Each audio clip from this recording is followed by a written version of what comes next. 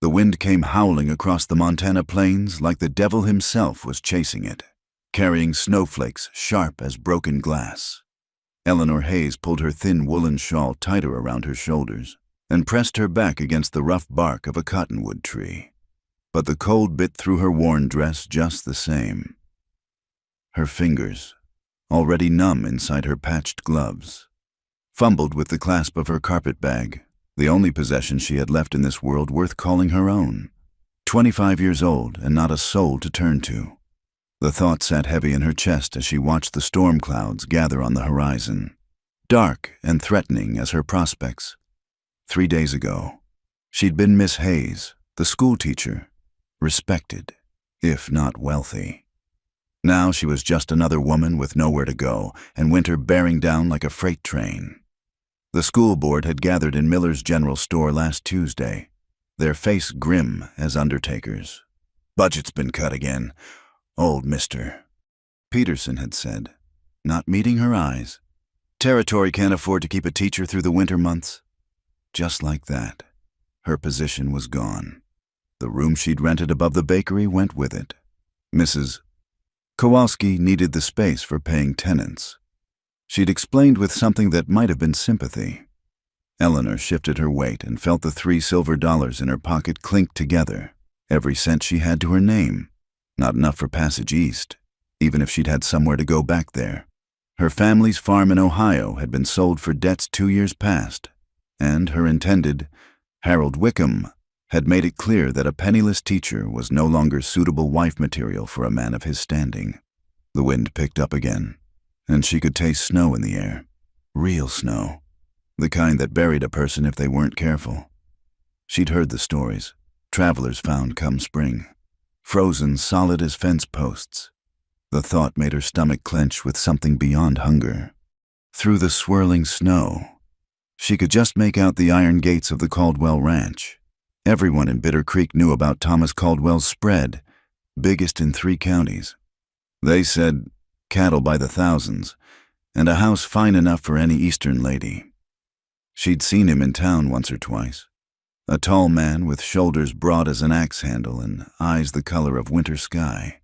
Always polite when he tipped his hat, but distant as the mountains. Eleanor had heard the whispers too, how his wife had died birthing their second boy, and how he'd been raising those children on his own ever since. The ladies at church tisked about it regularly, saying it wasn't proper for a man to tend house and raise babies both. Of course, none of them had offered to help much beyond delivering the occasional casserole. She wasn't sure what drew her feet toward those gates. Desperation, maybe, or the simple fact that freezing to death under a tree seemed a poor way to end her story. The wind was howling something fierce now, and she could barely see 10 feet ahead. Snow was starting to stick to the ground in earnest. The gates stood open, unusual for such a prosperous spread, and Eleanor found herself walking up the long drive without quite deciding to do it. Her boots crunched through the thin layer of snow, and she pulled her shawl up over her head as the flakes grew thicker. The house loomed out of the storm like something from a dream. 2 stories of solid timber with glass windows that caught what little light the gray sky offered. Smoke rose from the chimney, and warm, yellow light spilled from the downstairs windows.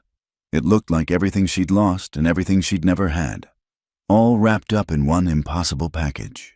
She was still standing there, carpetbag in hand and snow gathering on her shoulders.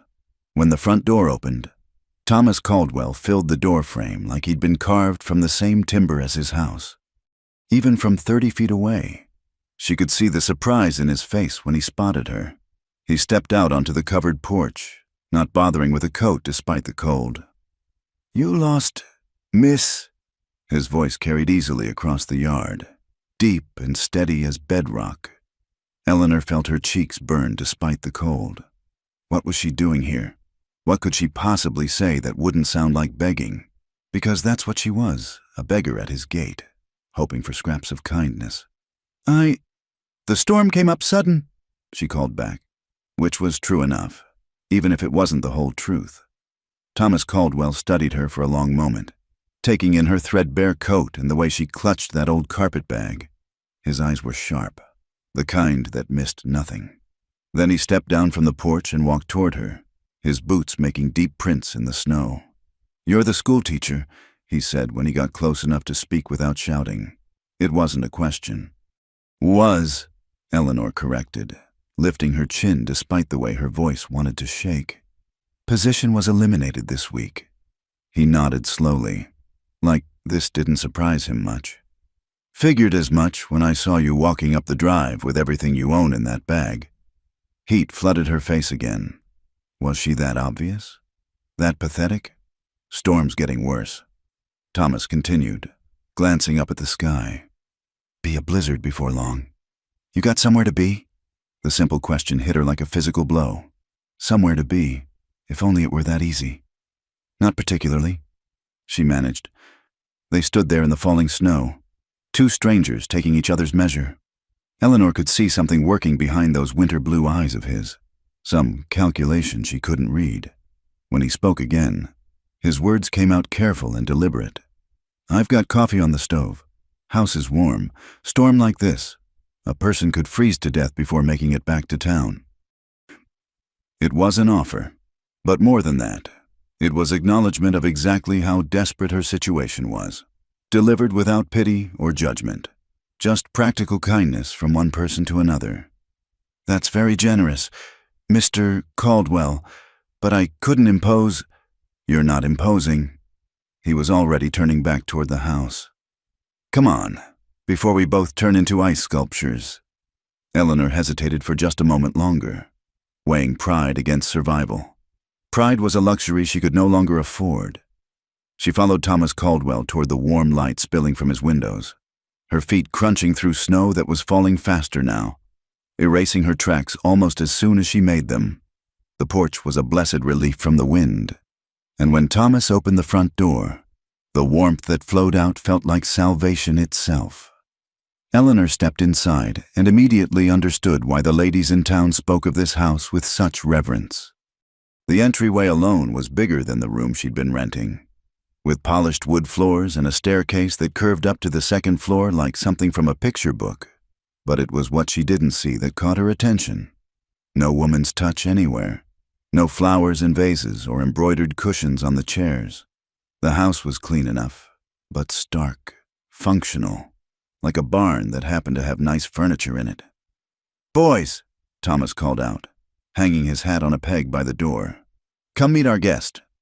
The sound of running feet came from somewhere deeper in the house, and soon 2 small faces peered around the corner of what looked like a sitting room. The older boy, 7 or 8, Eleanor guessed, had his father's strong jaw and serious eyes. The younger one, maybe 5, had softer features and hair that stuck up in all directions. "This is Miss Hayes," Thomas told them. "She's going to wait out the storm with us." The older boy, Daniel, she remembered hearing the name in town, regarded her with open suspicion. The younger one, Samuel, stepped forward with the fearless curiosity of childhood. "Are you really a teacher?" Samuel asked, his eyes wide. "I was," Eleanor replied, crouching down to his level. "Do you like learning things?" "Papa says I have to learn my letters, but they're hard." "They are hard at first," Eleanor agreed. "But once you know them, they open up whole worlds." Samuel nodded solemnly, as if this made perfect sense to him. Daniel remained where he was, watching her like she might steal something if he looked away.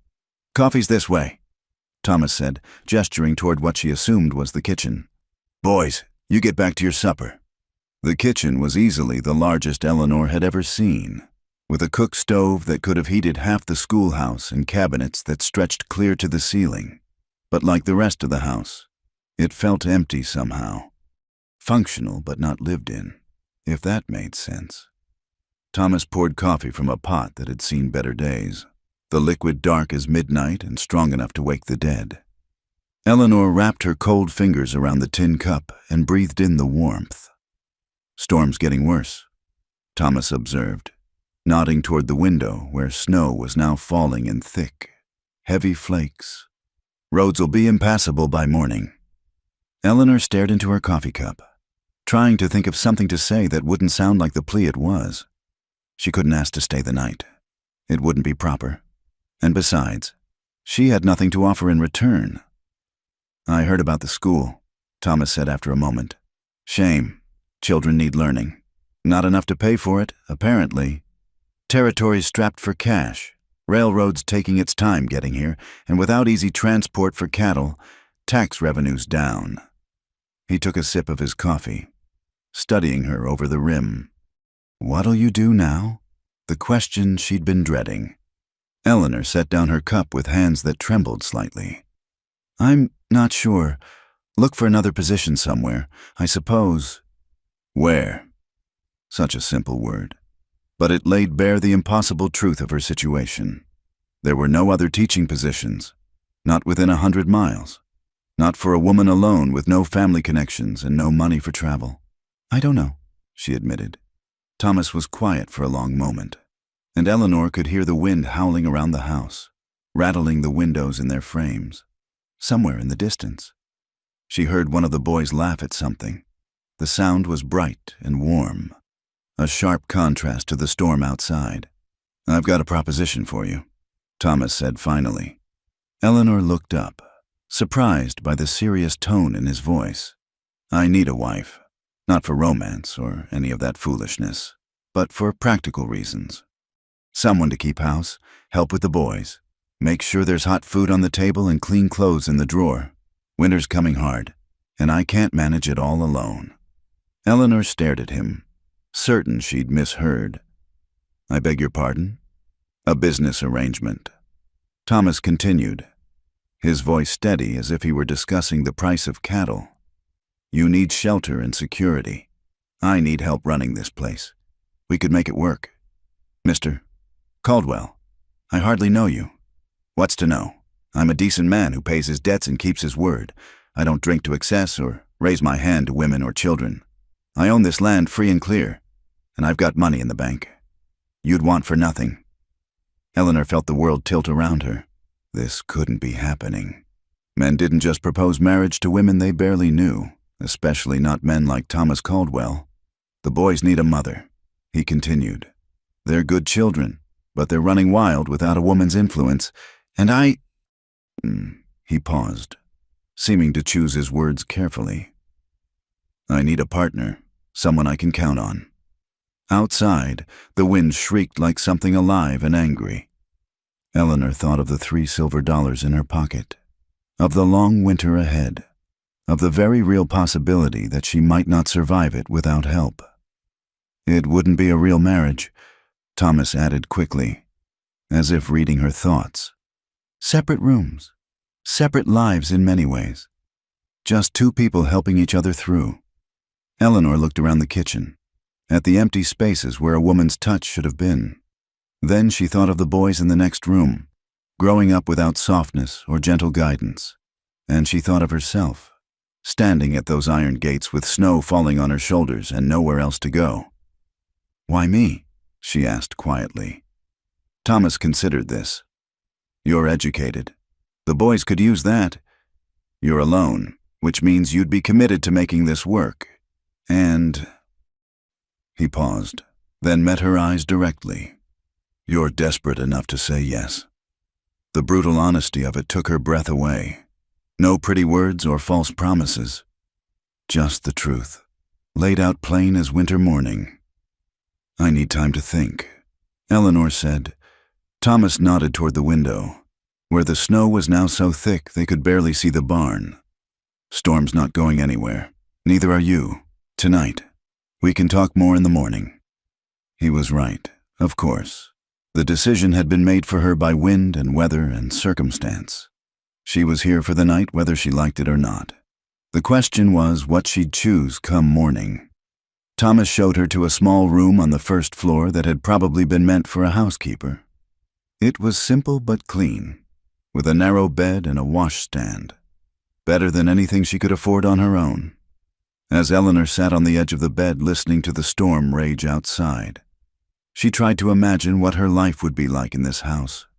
Waking up every morning to cook breakfast for a man who barely knew her name, washing clothes and tending children who might never accept her as their mother, living as a stranger in a home that would never truly be hers. But then she thought of the alternative, the cold, the hunger, the very real possibility that winter would kill her before spring came again.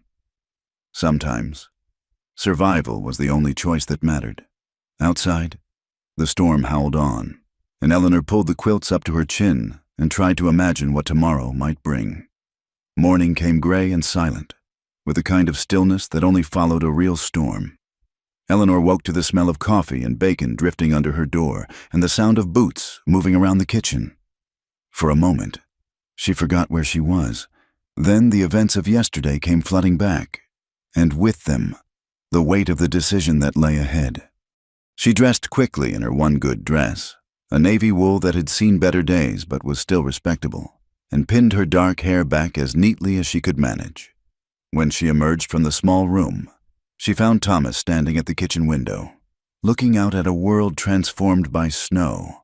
"Storm's blown itself out," he said without turning around. "Dumped near 2 feet, by the look of it." Eleanor joined him at the window and caught her breath. The entire landscape had been erased and rewritten in white. Drifts rose halfway up the fence posts, and the road, if it could still be called that, was nothing but an unbroken expanse of snow stretching toward town. "You weren't exaggerating about the roads being impassable," she murmured. "Takes a few days to dig out after a storm like that, sometimes longer." Thomas finally turned to face her, and she could see the question in his eyes. "Coffee's fresh. Boys are still sleeping." Eleanor accepted the tin cup he offered, grateful for something to do with her hands. The coffee was strong and hot, cutting through the chill that seemed to have settled in her bones. "I've been thinking about what you said," she began, then stopped. How did one discuss a marriage proposal that wasn't really a marriage proposal? "About your arrangement." Thomas nodded, his expression giving nothing away. "Anne, I need to understand what you're really asking. You say the boys need a mother, but what does that mean exactly? What would you expect from me?" Thomas leaned against the counter, considering his words. "The boys need consistency. Someone to make sure they eat proper meals and keep clean. Someone to teach them manners and help with their letters. They're good children, but they've been without a woman's guidance for 2 years now. And what about you? What would you expect from a wife?" The word felt strange on her tongue, speaking of something that had once seemed so far out of reach. "Someone to manage the household, make sure there's food prepared and clothes mended. Someone I can depend on when I'm out working the cattle or handling business in town." He paused, studying her face. "Someone who won't run off at the first sign of hardship." Eleanor set down her coffee cup. "And in return?" "Security. A roof over your head and food on your plate. Protection. My name, if that matters to you." Thomas's voice was matter-of-fact, as if they were negotiating the price of grain. "You'd be mistress of this house. The boys would be yours to raise as you see fit." It was a practical arrangement, nothing more.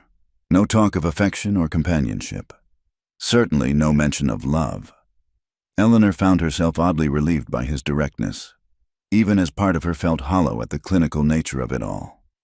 "Separate rooms," she said, more to clarify than to question.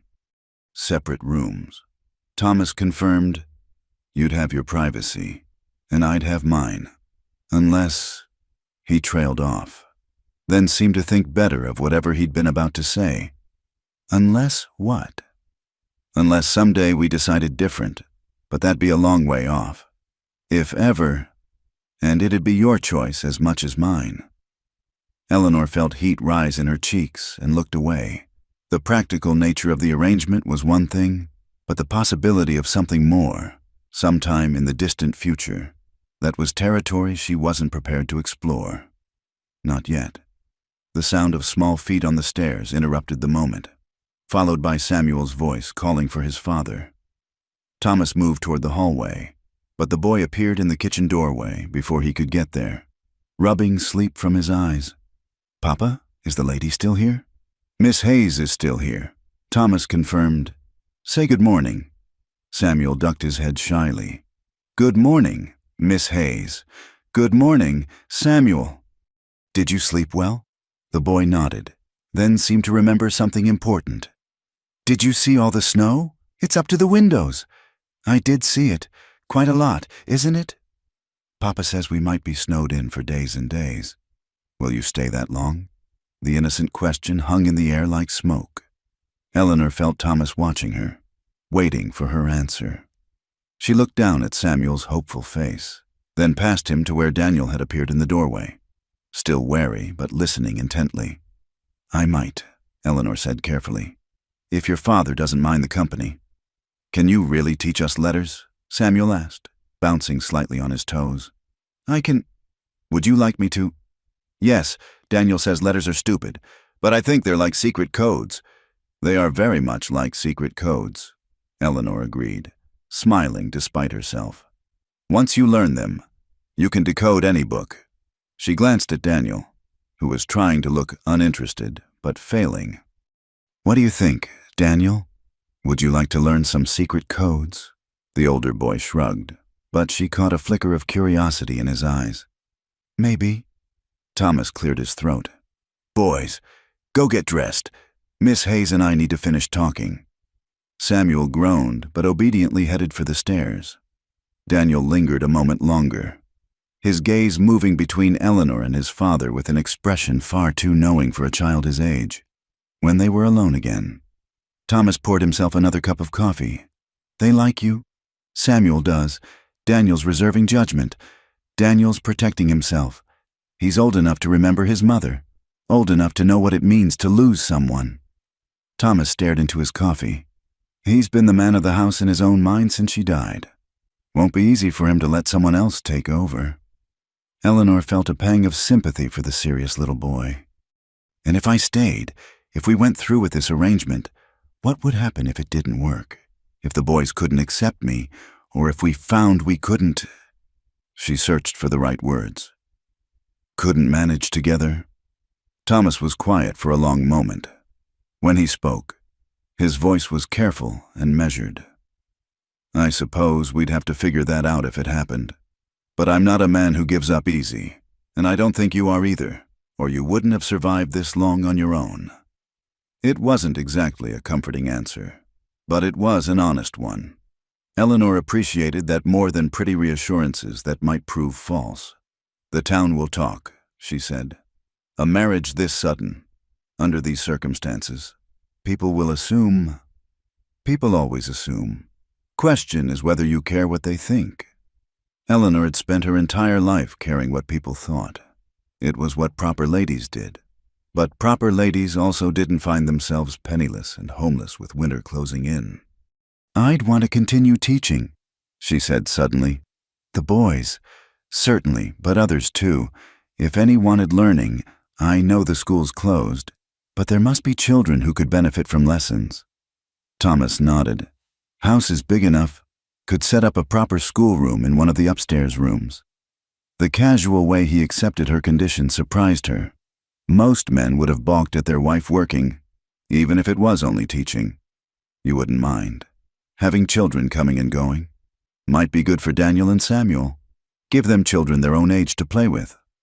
Thomas set down his cup and looked at her directly. Anything else you need to know? Eleanor felt as if she were standing at the edge of a cliff, looking down into unknown territory. Every practical instinct told her to accept. She had nowhere else to go, no other prospects, and winter stretching ahead like a death sentence. But marriage, even a marriage in name only, was not something to enter into lightly. If I agreed, she said slowly, that is, how soon would you want to? Soon as the preacher can get here, roads should be clear enough in a few days. So fast. Her entire life changed in the space of a week. It seemed impossible. Yet here she was, seriously considering it. Miss Hayes? Samuel's voice came from the stairway. Can you help me with my buttons? Eleanor looked toward the sound, then back at Thomas. May I? He nodded, and she went to help the boy with his shirt. Samuel chattered happily as she worked, telling her about his favorite games and asking if she knew any songs. Daniel appeared shortly after, dressed but with his hair sticking up at odd angles. Come here, both of you, Eleanor said. producing a comb from her pocket. "Let's get you properly groomed." She smoothed Daniel's hair despite his protests, and was rewarded with something that might have been the beginning of a smile. Samuel submitted to having his face scrubbed without complaint, then asked if she could braid his hair like a girl's. "Boys don't wear braids," Eleanor explained gently. "But I could teach you to tie sailor knots, if you'd like." "Could you really?" "I had a brother who loved ships," Eleanor said, the memory of her lost family bringing an unexpected pang. "He taught me all sorts of useful knots." Thomas watched this domestic scene from the kitchen doorway, and Eleanor caught something in his expression that might have been relief, or maybe longing. It was hard to tell. "I want to learn knots too," Daniel announced, apparently forgetting to be suspicious. "Then I'll teach you both," Eleanor promised, later, after the boys had been fed and sent to play in the sitting room. Eleanor found herself alone with Thomas again. The weight of the decision pressed down on her like the snow outside, heavy and inescapable. "You haven't given me an answer," Thomas said. Eleanor looked around the kitchen, at the signs of a household that needed a woman's touch. She thought of the boys upstairs, hungry for attention and guidance. She thought of the long winter ahead and the very real possibility that refusing this offer meant choosing to die. But more than that, she thought of the unexpected moment when Daniel had let her fix his hair, and the way Samuel had looked at her like she might be the answer to some unspoken prayer. "If I said yes," she said quietly, "it would be for them as much as for me. Those boys need more than I can give them in just a few days." Thomas nodded. "They do. And you'd really let me set up a school?" "I would." Eleanor took a deep breath. "Then yes, I'll marry you, Mr. Caldwell." The words felt strange coming out of her mouth, but not as strange as she'd expected. Thomas didn't smile or show any particular emotion, just nodded as if she'd agreed to help with the harvest. "I'll ride to town as soon as the road's clear. Talk to Reverend Morrison about performing the ceremony." "What will you tell him? About why we're—" "I'll tell him the truth, that we're two practical people making a practical decision." Thomas paused. "Unless you'd prefer a different story." Eleanor considered this. A whirlwind romance would be more romantic, certainly more socially acceptable, but there was something to be said for honesty, even if it was uncomfortable. "The truth will do." Thomas extended his hand, and after a moment's hesitation, Eleanor shook it. His grip was firm and warm, calloused from years of hard work. It felt like sealing a bargain, which she supposed it was. "Welcome to the family, Miss Hayes," he said. From the sitting room came the sound of the boys arguing over something, followed by a crash that suggested they'd knocked something over. Thomas winced. "I should warn you," he said. "They're not always as well behaved as they've been this morning." Eleanor smiled, her first real smile since arriving at the ranch. "Mr. Caldwell, I've spent 3 years teaching school. I'm not easily shocked by misbehaving children." As if summoned by her words, Samuel appeared in the doorway with tears streaming down his face and a red mark on his forehead. "Papa! Daniel hit me with the wooden horse." Thomas sighed and headed for the sitting room to sort out whatever crisis had erupted.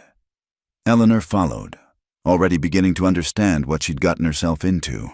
It was going to be a long winter, but for the first time in weeks, she felt something that might have been hope. 3 days after the roads cleared, Reverend Morrison arrived at the Caldwell Ranch looking like he'd rather be anywhere else in Montana territory.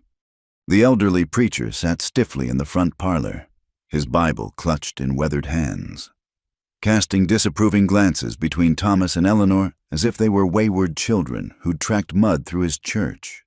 "This is highly irregular," he said for the 3rd time, adjusting his wire-rimmed spectacles.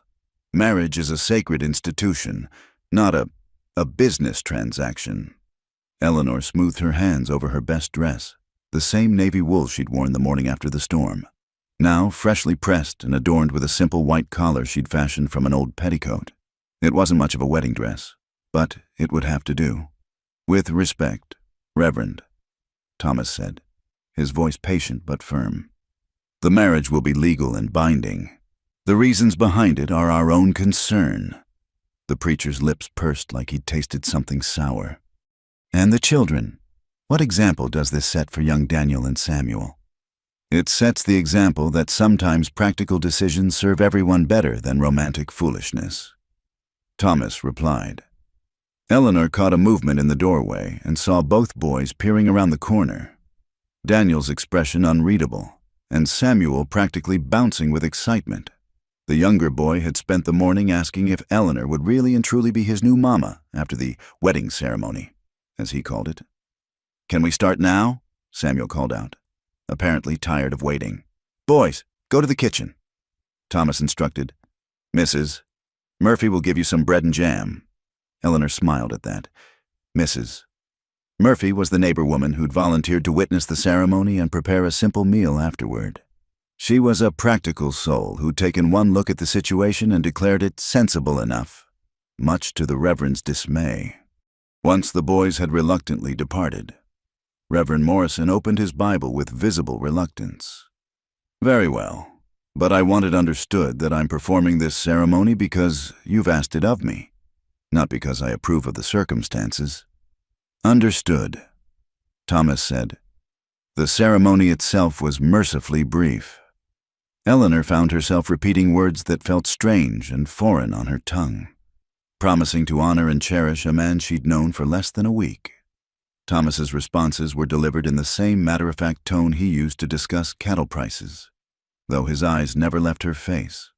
When Reverend Morrison pronounced them husband and wife, there was an awkward moment when it became clear he expected Thomas to kiss his new bride.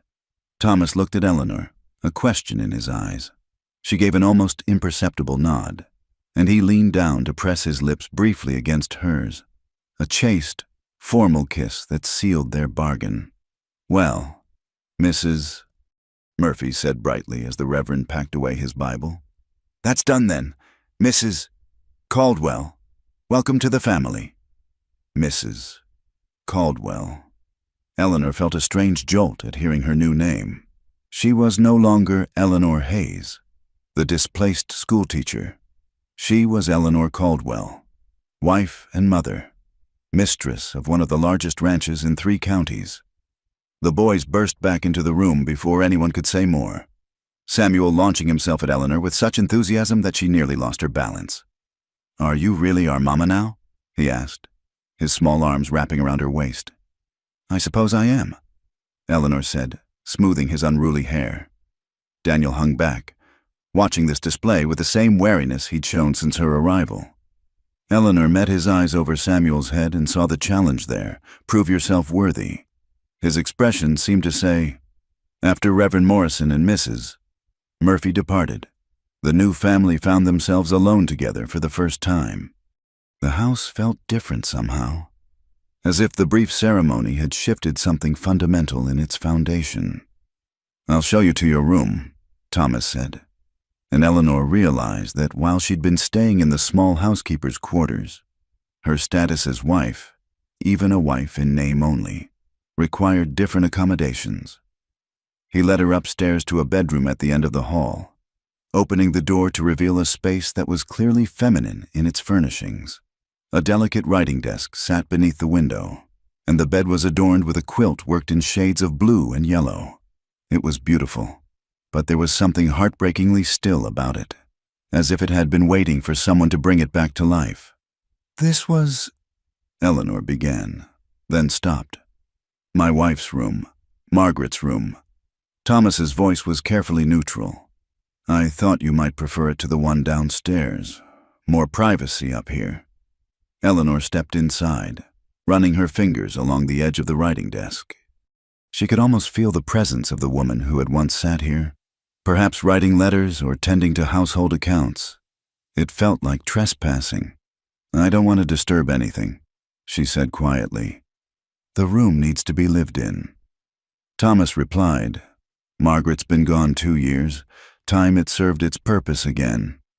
He left her alone to settle in, and Eleanor spent several minutes simply standing in the center of the room, trying to absorb the reality of her situation.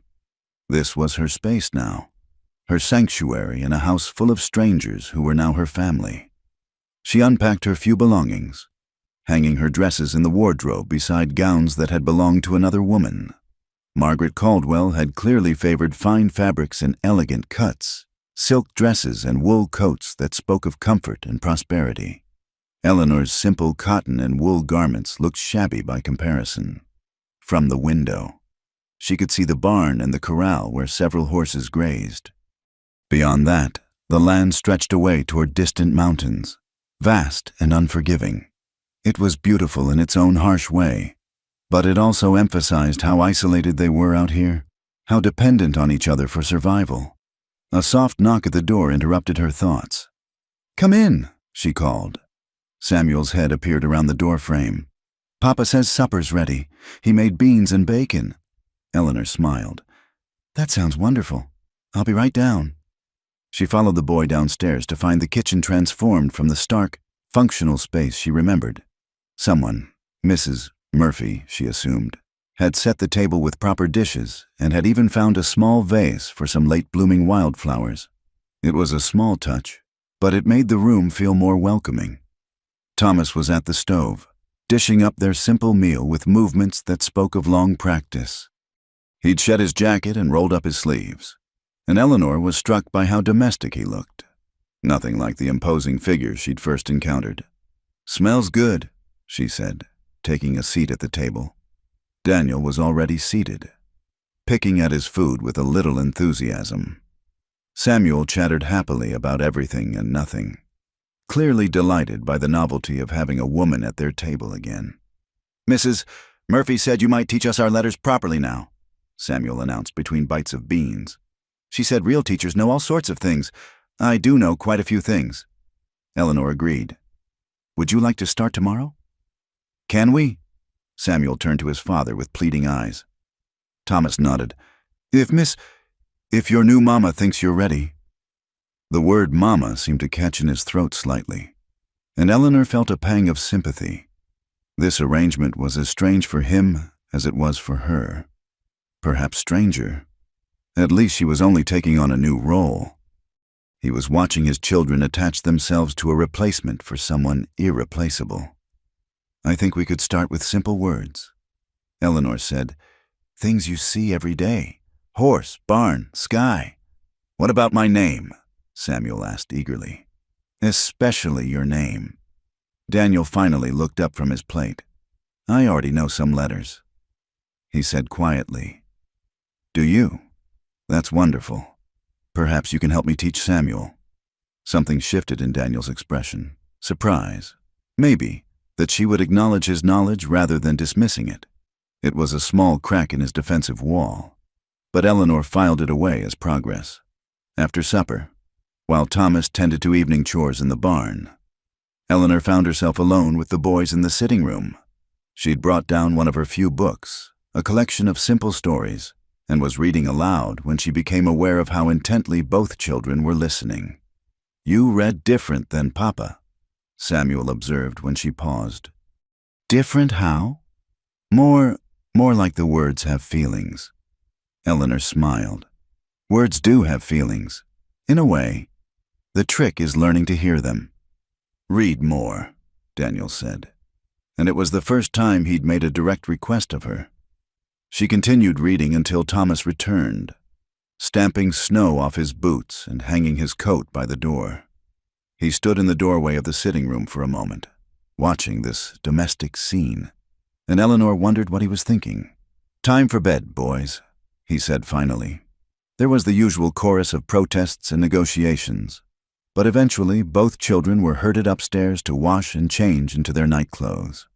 Eleanor helped Samuel with his buttons and listened to his prayers. A sweet, rambling conversation with God that covered everything from his new mama to his favorite horse to a request for no more blizzards.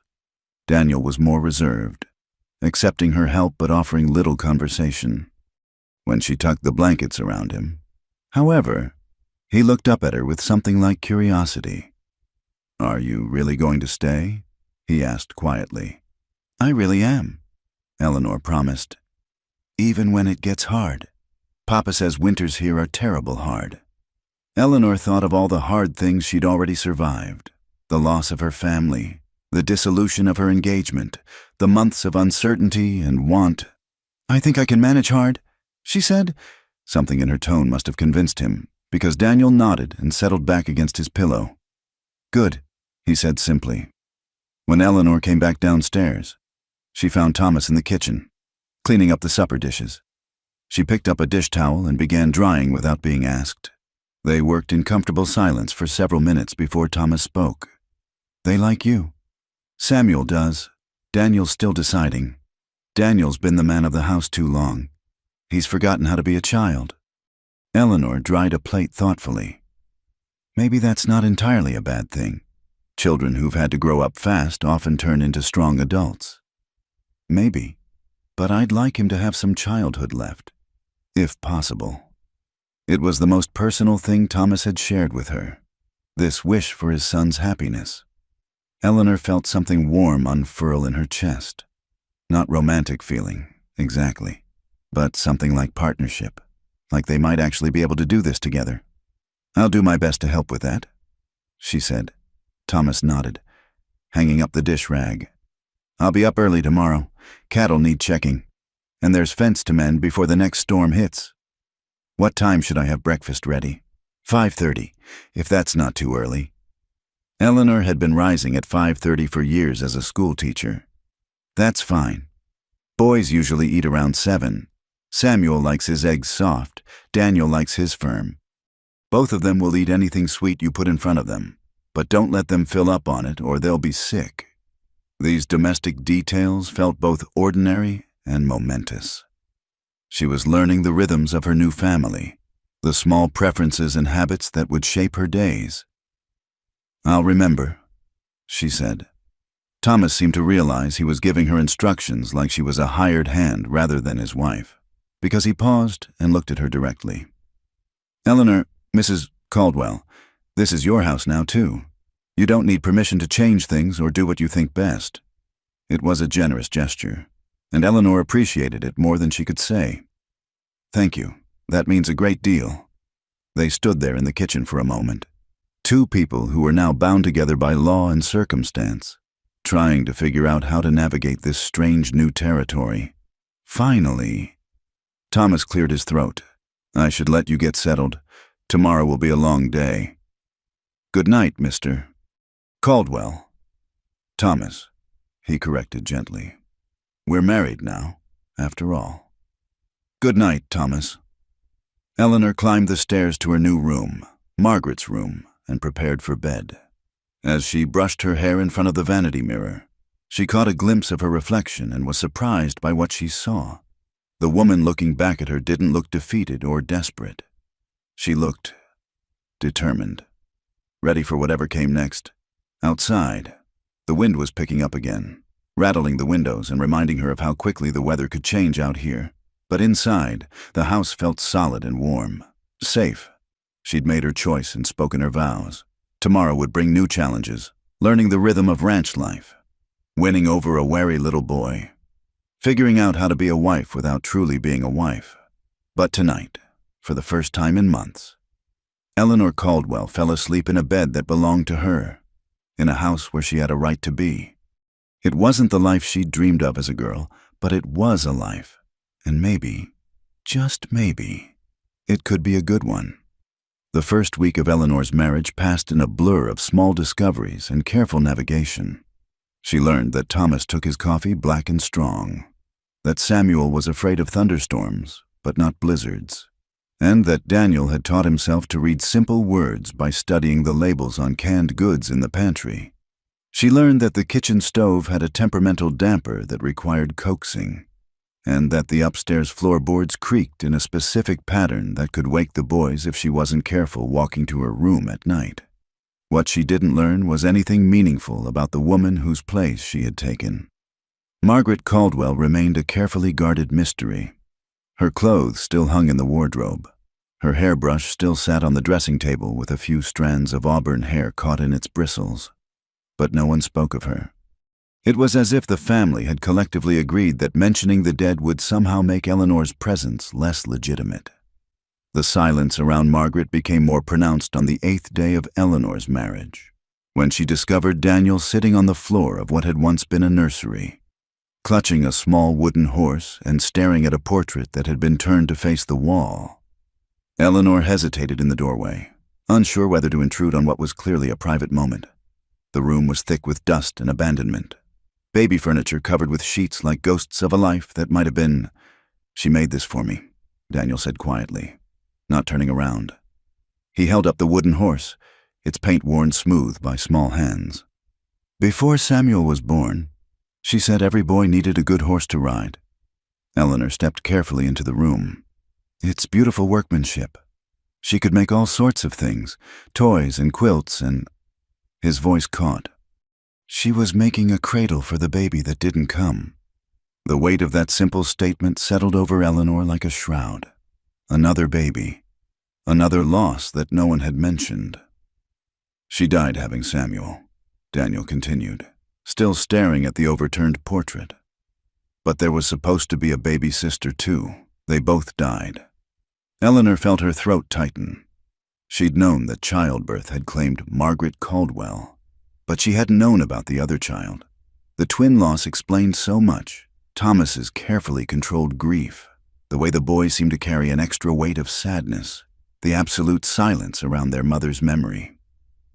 "I'm sorry," Eleanor said, settling on the floor beside Daniel. "That must have been very frightening for you." "Papa cried," Daniel whispered, as if confessing a terrible secret. "I wasn't supposed to see, but I did. He held Mama and cried like the world was ending." Eleanor thought of Thomas as she'd come to know him, steady, practical, emotionally reserved, and tried to imagine him broken by grief. The image was almost too painful to contemplate. "Sometimes even the strongest people need to cry," she said gently. Daniel finally turned the portrait around, revealing a woman with kind eyes and auburn hair, holding a baby Samuel while a younger Daniel stood proudly beside her chair. Margaret Caldwell had been beautiful in a wholesome, practical way, with laugh lines around her eyes and work-worn hands folded gently in her lap. "She looks like someone who gave very good hugs," Eleanor observed. She did. She smelled like bread and lavender, and she always had time to listen. Daniel's voice was wistful. "Do you think she's watching us? From heaven? I mean—" Eleanor considered her words carefully. "I think if she is, she'd want you and Samuel to be happy, to grow up strong and good." "But what if she doesn't like that you're here now? What if she thinks you're trying to replace her?" The question hit Eleanor like a physical blow. It was the fear she hadn't even admitted to herself, that she was somehow betraying the memory of a woman she'd never met, that her presence was an insult to the love Thomas had lost. "I'm not trying to replace your mother," Eleanor said firmly. "No one could do that, and I wouldn't want to, but maybe there's room for both of us in your heart.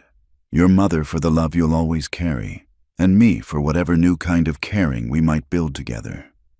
Daniel studied her face with those serious eyes that seemed too old for a boy of 7. "You promise you won't leave, even if it gets hard?" "I promise." The boy seemed to weigh her answer, then carefully placed the wooden horse on a shelf where it could watch over the room. "Samuel doesn't remember her much. He was too little. But I tell him stories sometimes, so he won't forget." "That's a good thing to do. Would you maybe tell me some of those stories sometime? I'd like to know about her." For the first time since Eleanor had known him, Daniel smiled without reservation. "I'd like that." They left the nursery together, but Eleanor carried the weight of what she'd learned. That evening, after the boys were in bed, she found Thomas in his study, working on account books by lamplight. "May I come in?" He looked up, surprise flickering across his features. Eleanor rarely disturbed him in the evenings, respecting the unspoken boundaries of their arrangement. Of course, she settled in the chair across from his desk, trying to find the right words. "Daniel showed me the nursery today. He told me about the baby sister who didn't survive." Thomas's pen stilled on the page. When he looked up, his eyes were carefully blank. "He shouldn't have been in that room." I've told the boys to stay out of there. He misses her. He misses them both, his mother and the sister he never got to meet. The past is the past, Thomas said. His voice clipped. No good comes from dwelling on what can't be changed. But Eleanor could see the tension in his shoulders, the way his hand gripped the pen too tightly. Forgetting isn't the same as healing. I'm not trying to forget. Thomas set down the pen and leaned back in his chair. But I can't live in yesterday. Eleanor, I have today to manage and tomorrow to prepare for. That's all any of us can do. Eleanor understood the sentiment, but she also heard the pain underneath it. The boys need to talk about her sometimes. They need to know it's safe to remember. And what would you have me tell them? That their mother was perfect and wonderful, and that nothing I can provide will ever measure up. That every day I wake up knowing I've failed to protect the most important people in my life. The raw honesty of his words caught Eleanor off guard. She'd never heard such emotion in Thomas's voice, never seen him drop his carefully maintained composure. You couldn't have prevented what happened, she said quietly. Couldn't I? I should have insisted she go to Denver for the birth, where there were proper doctors. Instead, I listened when she said she wanted the babies born at home. I let sentiment override sense, and it cost her everything. Eleanor felt her heart break a little for this man who carried such crushing guilt. Thomas, you can't know that a different choice would have changed anything, and even if it might have, torturing yourself won't bring her back. No, he agreed. It won't. But it reminds me not to make the same mistakes again. The conversation hung heavy between them, full of grief and regret and carefully guarded vulnerability. Eleanor wanted to reach across the desk, to offer some gesture of comfort, but she sensed that Thomas wouldn't welcome the contact. The boys need to know they can talk about her, she said instead. Not constantly, not in a way that keeps the wound fresh, but sometimes, when the memories come. Thomas was quiet for a long moment, staring at the papers on his desk without really seeing them. She used to sing to them, he said finally. Irish lullabies her grandmother taught her. Samuel's too young to remember, but Daniel sometimes hums the melodies when he thinks no one's listening. That's beautiful. She wanted to teach them to play piano. We were going to buy one, when the railroad finally came through and shipping got easier. Thomas's smile was sad and brief. She had all sorts of plans for when the boys got older. Wanted to start a lending library, maybe organize a quilting circle for the women in the area. Eleanor felt a pang of something that might have been envy. Margaret Caldwell had been more than just Thomas's wife. She'd been his partner in dreams for the future, his companion in building a life that went beyond mere survival. She sounds like she was wonderful, Eleanor said. She was. Thomas met her eyes directly. She was everything good and gentle in this world, and I need you to understand what we have, what we've arranged between us. It's not the same thing. It can't be. The words stung, but Eleanor appreciated his honesty. I understand. Do you? Because I don't want you to have expectations that can't be met. I don't want you to hope for something that died 2 years ago. Eleanor felt heat rise in her cheeks. I'm not hoping for anything beyond what we agreed upon. I know what this arrangement is. But even as she said it, she realized it wasn't entirely true. Over the past week, as she'd watched Thomas with his sons, as she'd seen glimpses of kindness and humor beneath his practical exterior, she had begun to hope, not for grand romance, but for friendship, for partnership, for the possibility that two people thrown together by circumstance might eventually choose to stay together for better reasons. Now, faced with the full weight of Thomas's love for his dead wife, those small hopes felt foolish and presumptuous. I should let you get back to your work, she said, rising from the chair. Eleanor. The use of her name made her pause. I'm grateful for what you're doing, for the boys, for the household. I don't want you to think I'm not. I know. And if you need anything, if there's something you want changed or improved, you only have to ask. It was a generous offer, but Eleanor could hear the distance in it. She was the hired help who happened to wear a wedding ring, useful and appreciated, but not truly part of the family's heart. Thank you, she said simply. She climbed the stairs to her room, to the space that had been Margaret's sanctuary, and sat at the writing desk where another woman had once planned her future. Outside, the wind was picking up again, promising another storm, and Eleanor pulled her shawl tighter around her shoulders. She had known this wouldn't be easy. She had accepted Thomas's proposal with full knowledge that she was entering a marriage without love, a family where she would always be the replacement rather than the first choice. But hearing him speak of Margaret with such reverence, seeing the depth of his continued devotion, made the reality harder to bear than she'd expected. A soft knock at her door interrupted her melancholy thoughts. "Come in," she called. Daniel peeked around the doorframe, dressed in his nightgown and bare feet. "I couldn't sleep." "Bad dreams?" "No, just thinking too much." He came into the room and settled on the small chair by the window. "I heard you and Papa talking downstairs."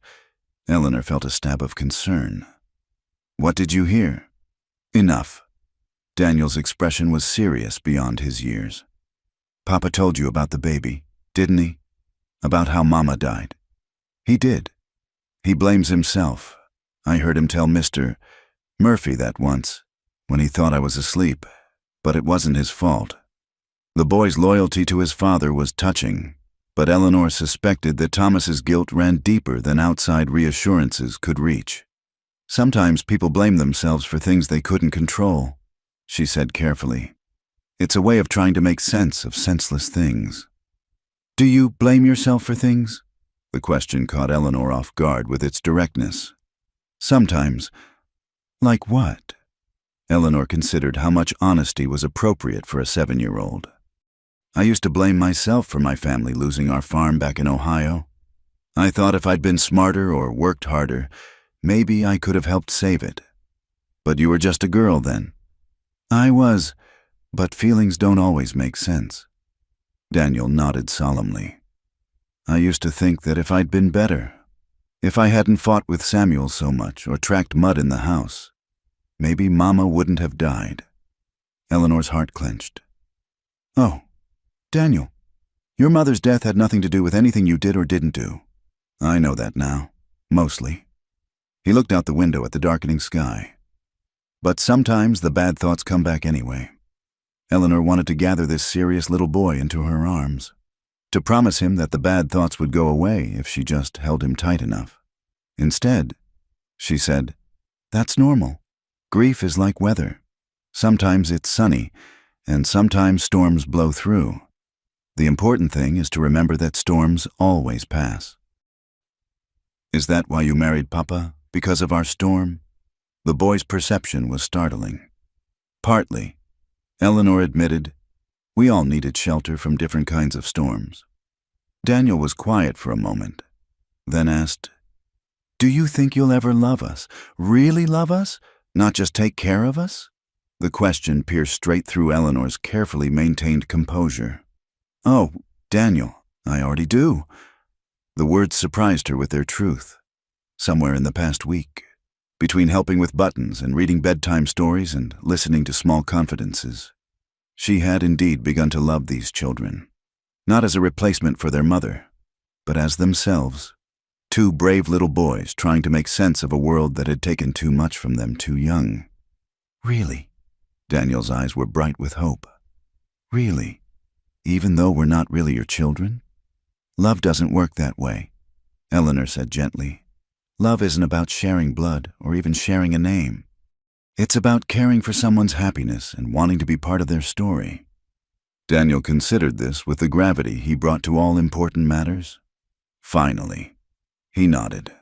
"I'm glad you're here, Eleanor. Even if Papa doesn't love you the way he loved Mama, I'm still glad." It was, Eleanor realized, exactly what she needed to hear.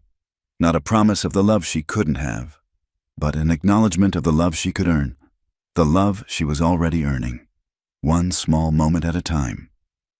"I'm glad I'm here too," she said.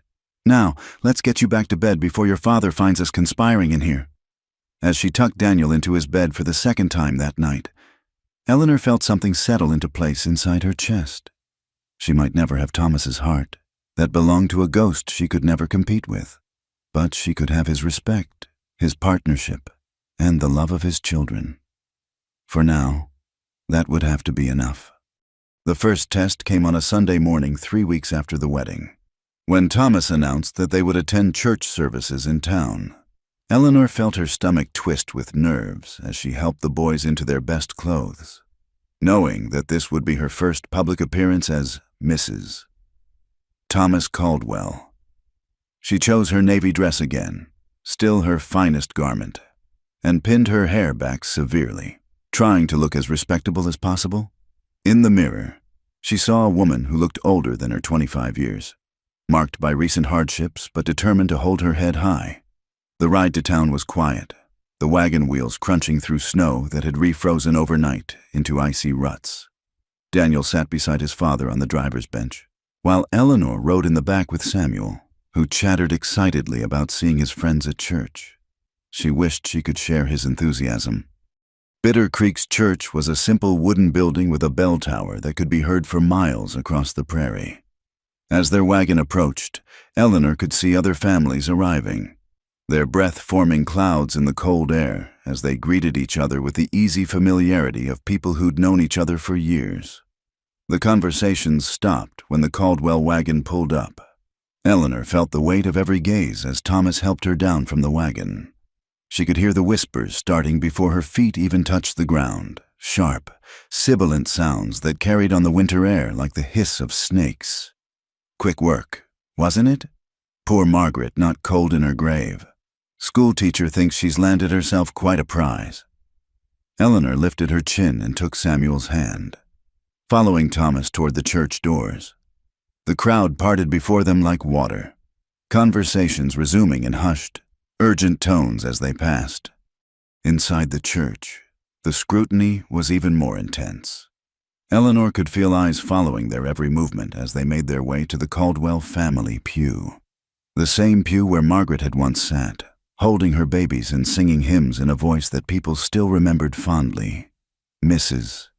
Henderson, the banker's wife, leaned over to whisper something to Mrs. Patterson, who had taught Samuel before Eleanor's arrival. Both women glanced pointedly at Eleanor, their expressions ranging from disapproval to barely concealed hostility. Eleanor sat straight-backed between Thomas and Samuel, trying to focus on Reverend Morrison's sermon about charity and Christian kindness. The irony was not lost on her that the same man who had reluctantly performed their marriage ceremony was now preaching about loving thy neighbor. After the service, the real trial began. The congregation gathered outside the church for their weekly social hour, and Eleanor found herself the center of attention she had never wanted. Mrs. Caldwell. Mrs. Henderson approached with a smile that didn't reach her eyes. How are you finding married life? Quite different from teaching school, I imagine. Different, yes, but rewarding. Eleanor replied carefully. I'm sure it must be. Such a lovely home. And of course, the security that comes with marrying so well. The emphasis on security made it clear what Mrs. Henderson thought of Eleanor's motivations. Other women gathered around, drawn by the promise of gossip.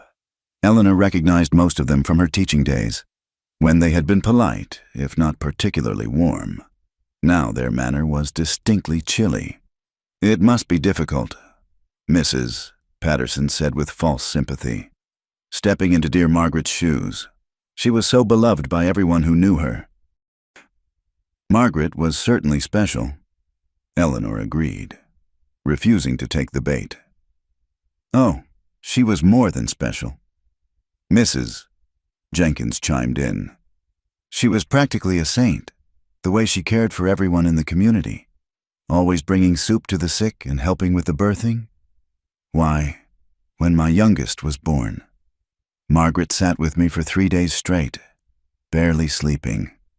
The other women nodded and murmured agreement, their voices taking on the reverent tone usually reserved for discussing actual saints. Eleanor realized what was happening. They were testing her, seeing how she would react to being compared to the paragon she could never hope to equal. She sounds like a remarkable woman, Eleanor said quietly. The boys speak of her with such love. Do they? Mrs. Henderson's eyebrows rose. And how are the poor dears adjusting to having a stranger suddenly thrust into their mother's place? Eleanor felt heat rise in her cheeks. But before she could respond, a small voice piped up from behind her. She's not a stranger, Samuel announced, slipping his hand into Eleanor's. She's our new mama, and she teaches us letters and knows how to tie sailor knots. The women looked surprised by the boy's forthright defense, and Eleanor squeezed his hand gratefully. Well, Mrs., Patterson said stiffly, children do adapt quickly to new circumstances. They do indeed, said a new voice, and Eleanor turned to see Mrs. Murphy approaching with a determined expression.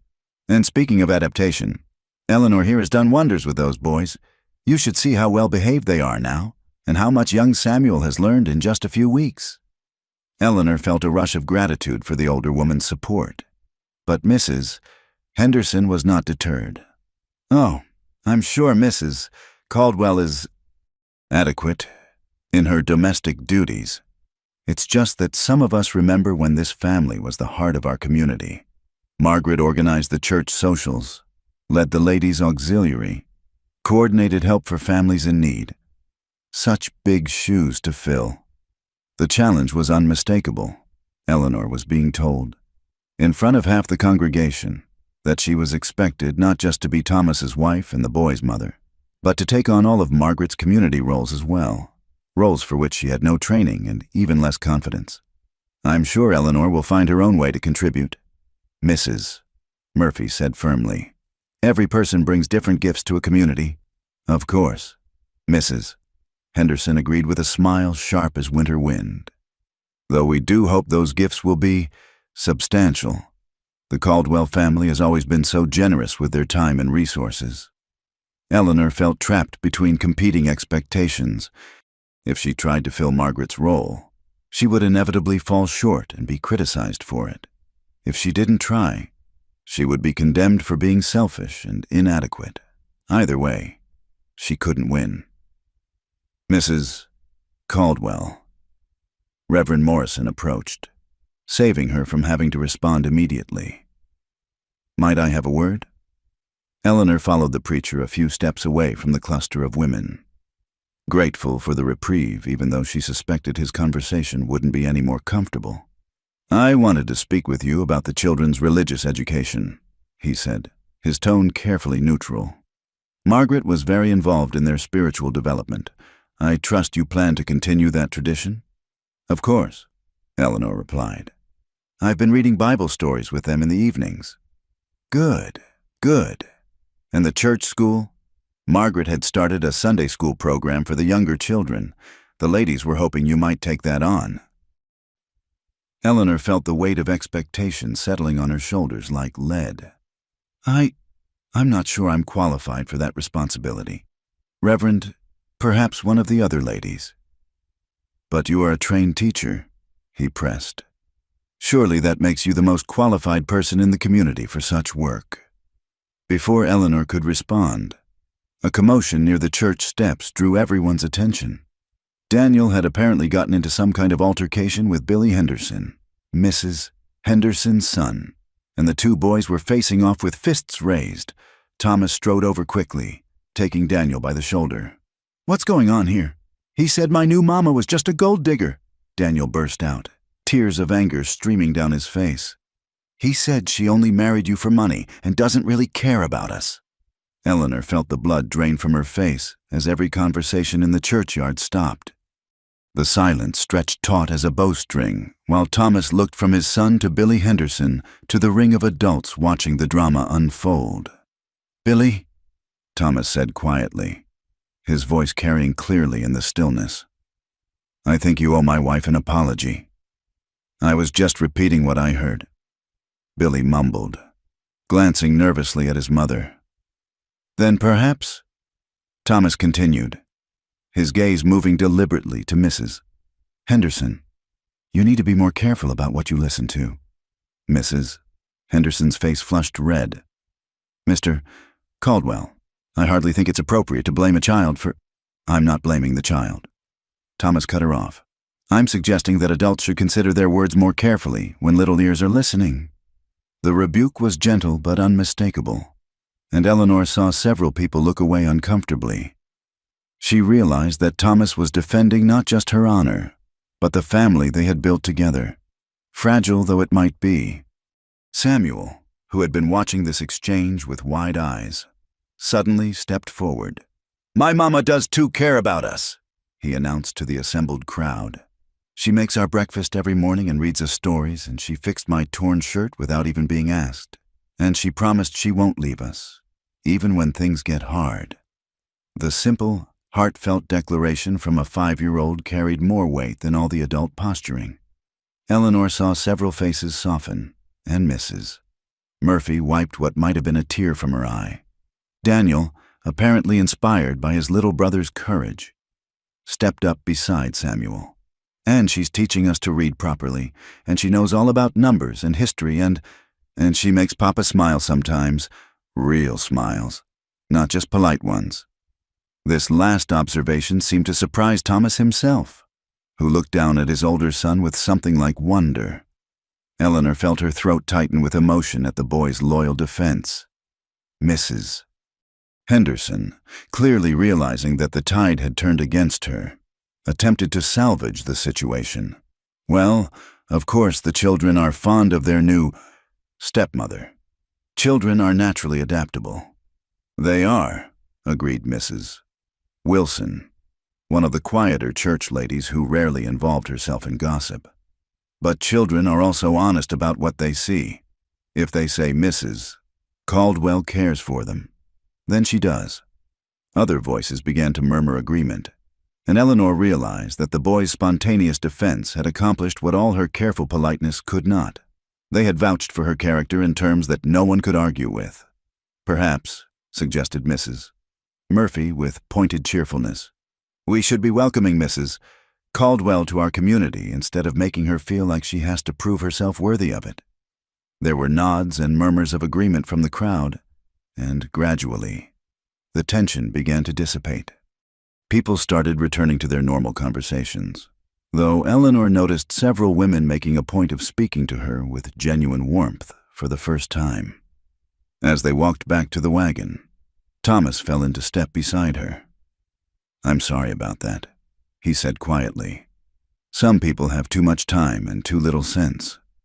"It's all right," Eleanor replied, though her hands were still shaking slightly from the confrontation. "I expected there would be talk. That doesn't make it acceptable." They rode home in thoughtful silence, broken only by Samuel's occasional chatter about what he'd seen at church. Eleanor noticed that Daniel kept glancing at her with something like pride, and she realized that their relationship had shifted subtly during the morning's events. By defending her, he had claimed her as truly part of the family.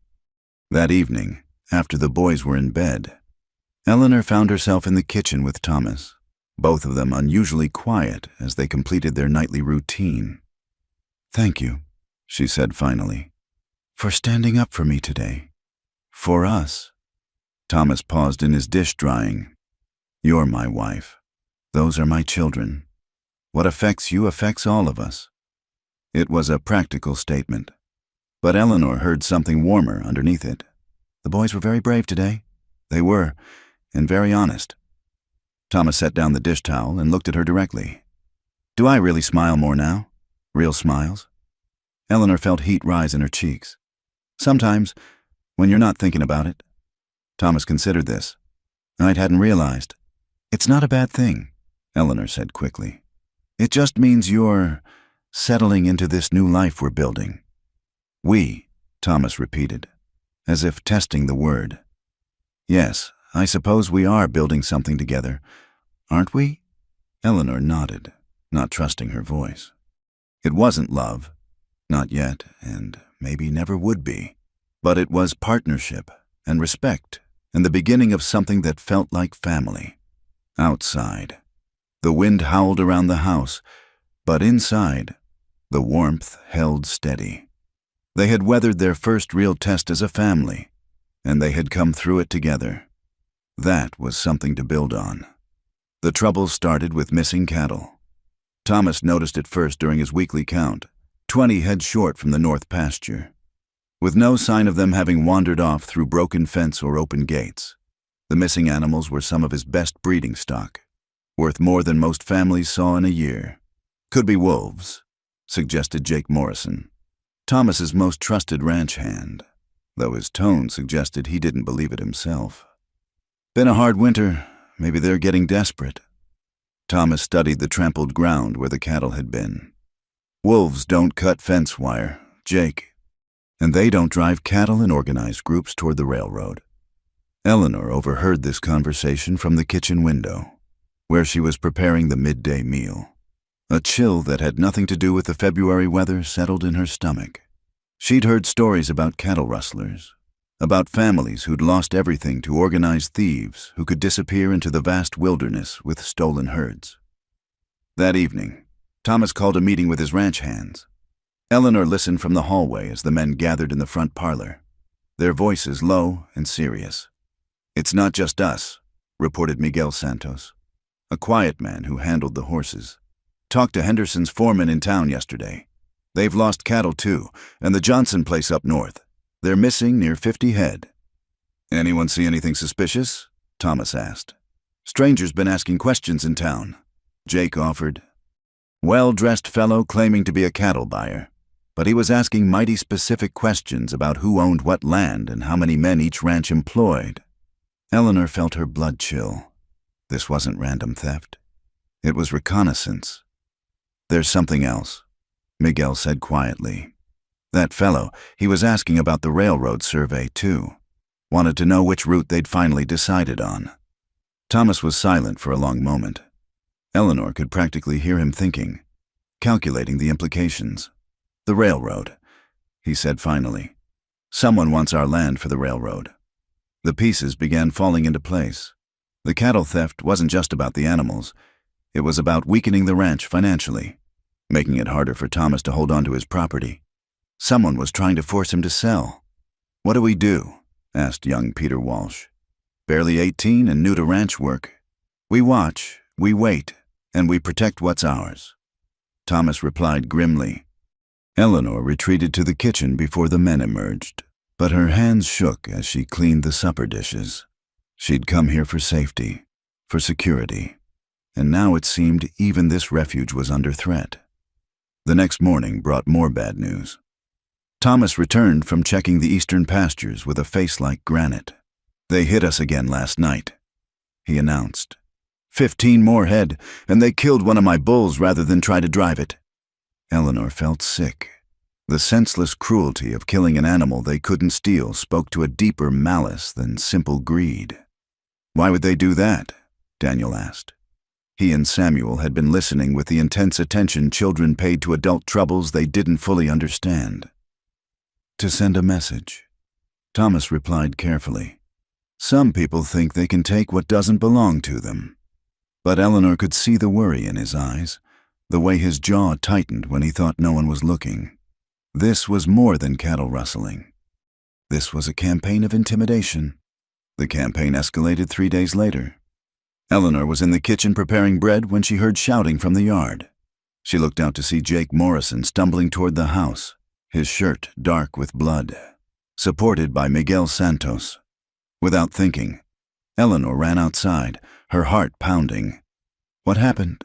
"Found him by the creek," Miguel panted. "Shot in the shoulder. Lucky it wasn't worse." They half-carried Jake into the kitchen, and Eleanor immediately began assessing his wound with the practical calm she'd learned from years of treating cuts and scrapes at the schoolhouse. The bullet had passed clean through the meaty part of his shoulder, painful but not life-threatening if kept clean. "I need hot water, clean cloth, and the bottle of whiskey from Thomas's study," she instructed Miguel. "And send someone to get Thomas." As she worked to clean Jake's wound, he told his story through gritted teeth. "Was checking the fence line like Mr. Caldwell asked. 3 men, maybe 4, cutting wire and driving cattle toward the old mining road. When they saw me, one of them just up and shot me. Didn't even warn me off first." Eleanor's hands stilled for a moment.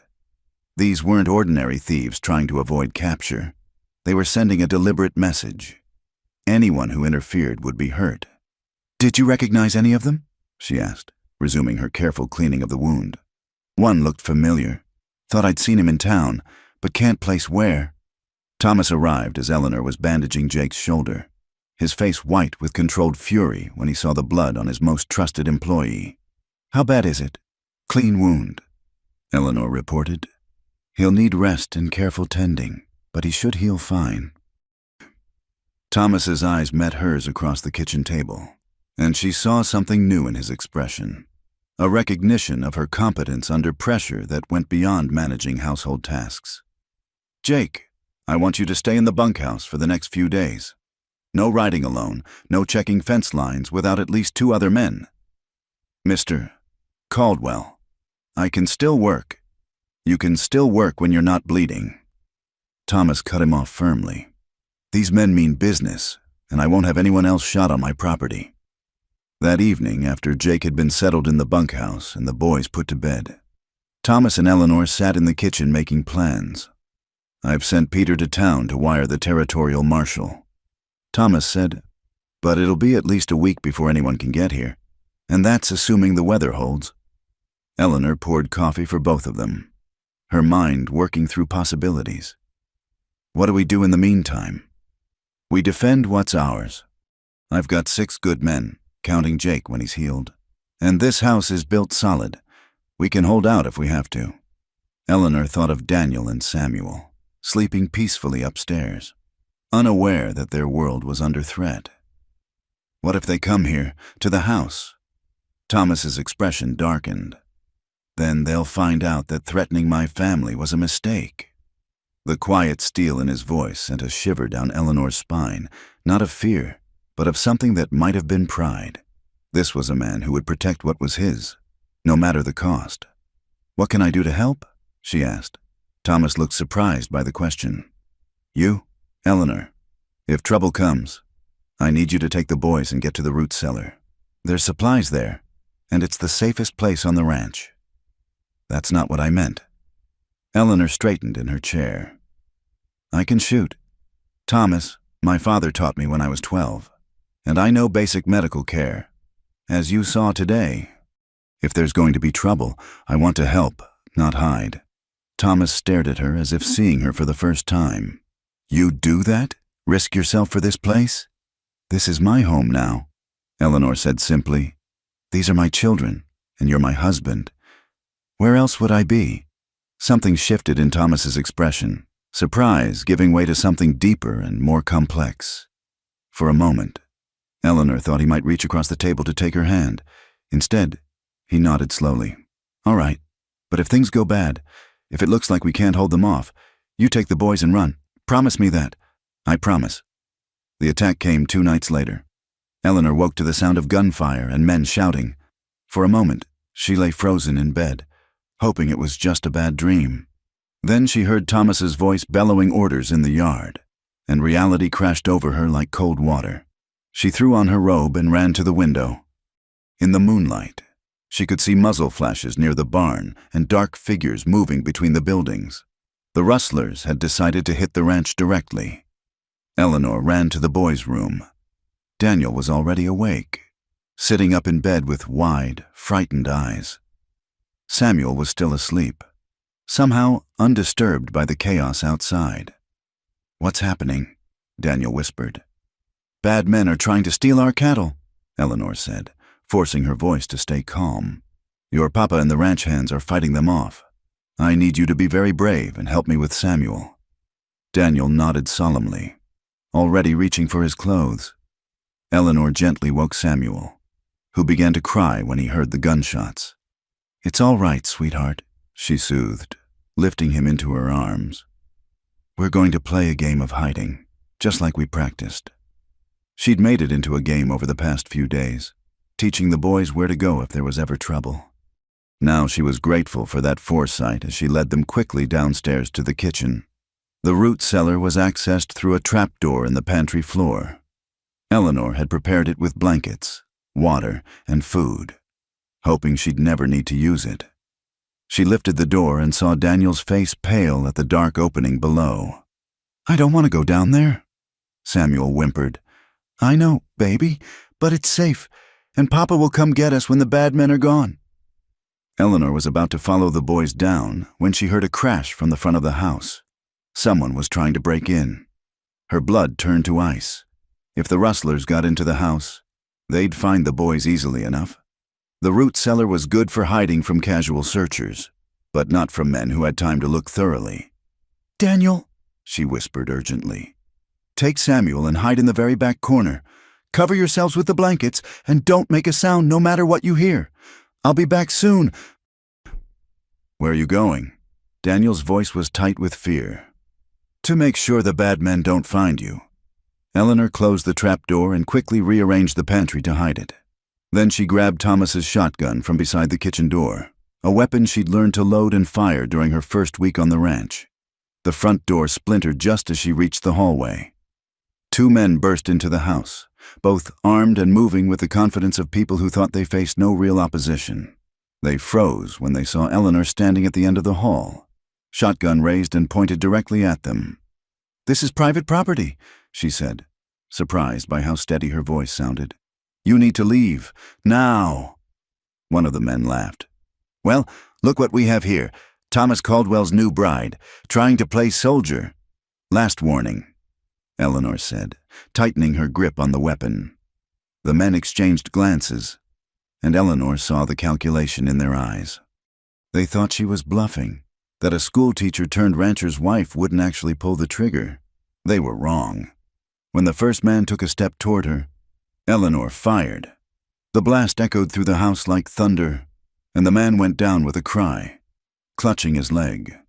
His companion raised his pistol, but Eleanor was already reloading with movements her father had drilled into her until they were instinctive. "Next one goes in your chest," she warned. The second man hesitated, looking between his wounded companion and the determined woman with the shotgun. In that moment of hesitation, Thomas appeared in the doorway behind them, his own weapon drawn. "Smart choice would be to drop your gun," Thomas advised quietly. The fight went out of the intruders quickly after that. The wounded man was groaning and bleeding, but not critically injured, and his companion seemed more interested in surrender than heroics. As Thomas tied them up, Eleanor finally allowed herself to shake. The adrenaline that had carried her through the confrontation was ebbing, leaving her knees weak and her hands trembling. "Eleanor," Thomas's voice was soft, wondering. "Are you all right?" She nodded, not trusting her voice. Thomas stepped closer, and for a moment she thought he might embrace her. Instead, he reached out and gently took the shotgun from her hands. "The boys?" he asked. "Safe, in the root cellar." Thomas's expression was a mixture of pride, gratitude, and something else she couldn't quite identify. "You could have hidden with them." "They're my children too," Eleanor said simply, and in that moment, something fundamental changed between them. Thomas looked at her not as the practical solution to his domestic problems, but as his partner, his equal, his wife in every sense that mattered. "Yes," he said quietly. "They are." In the days following the attack on the ranch, something shifted in the Caldwell household like ice breaking up on a spring river. The change was subtle at first, a hand lingering on a shoulder, conversations that lasted longer than necessary, glances that held more warmth than mere partnership required. Eleanor felt it most acutely in the small moments. When Thomas returned from checking the cattle each evening, he sought her out in the kitchen not just to report on the day's work, but to ask about her thoughts, her concerns, her plans for the boys' education. When she tended to Jake Morrison's healing shoulder wound, Thomas watched with an attention that seemed to catalog every competent movement of her hands. "You've got a gift for healing," Thomas observed one afternoon as Eleanor changed Jake's bandages in the kitchen. The ranch hand had been staying in the house since the attack, and his shoulder was mending well under her careful attention.